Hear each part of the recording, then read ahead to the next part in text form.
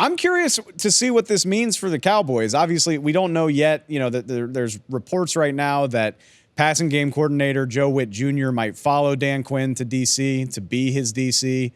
Maybe he gets promoted to the defensive coordinator job in Dallas, but Mike McCarthy, he's a lame duck head coach. The Cowboys are not renewing or not extending his contract. He's in a contract year, setting a lot of expectation that he needs to perform to stay the head coach in Dallas. What do you think that means for the defensive coordinator job as far as who the Cowboys might be able to attract?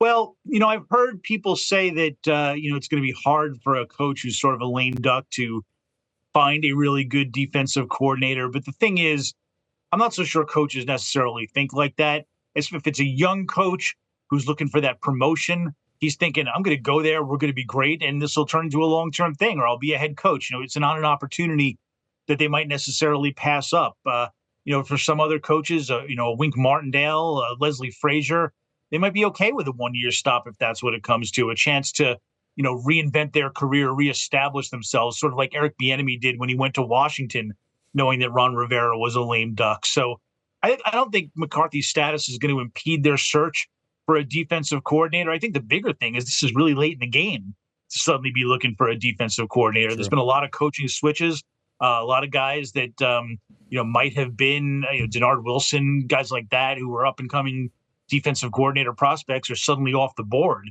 So the choices have dwindled a little bit, which might be a problem. But, what we don't know is the Cowboys clearly knew this could come. So I'm sure Mike McCarthy's had a list. I'm sure he's been talking to some people, hey, just in case. So, we just haven't heard what those names are yet. I think this is just my educated guess. I think if the Cowboys had their way, they would do this internally. Like I said, Joe Witt Jr., I think, is a name to know. I think a lot of people are going to talk about Al Harris, the cornerbacks coach. But if that doesn't work out, if those guys follow Dan Quinn to Washington, it seems exactly Jerry Jones's style to hire a guy with some skins on the wall to kind of up the ante. Jerry Jones is a salesman. Jerry Jones is not afraid of the controversy of a well-known defensive coordinator being in Dallas. So I think Leslie Frazier is an interesting name. I threw out Brandon Staley. I know the guy gets dogged on a lot, but I do think he could be a good defensive coordinator with the talent that's in Dallas. I wouldn't be surprised if Jerry Jones wants Mike McCarthy feeling that heat a little bit with whoever he eventually decides to hire. Yeah, I could definitely see that. If it's not a head coach in waiting necessarily, just a high octane personality or a known commodity.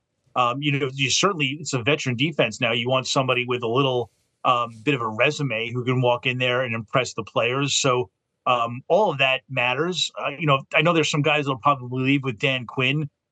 It'll be interesting to see Jerry Jones.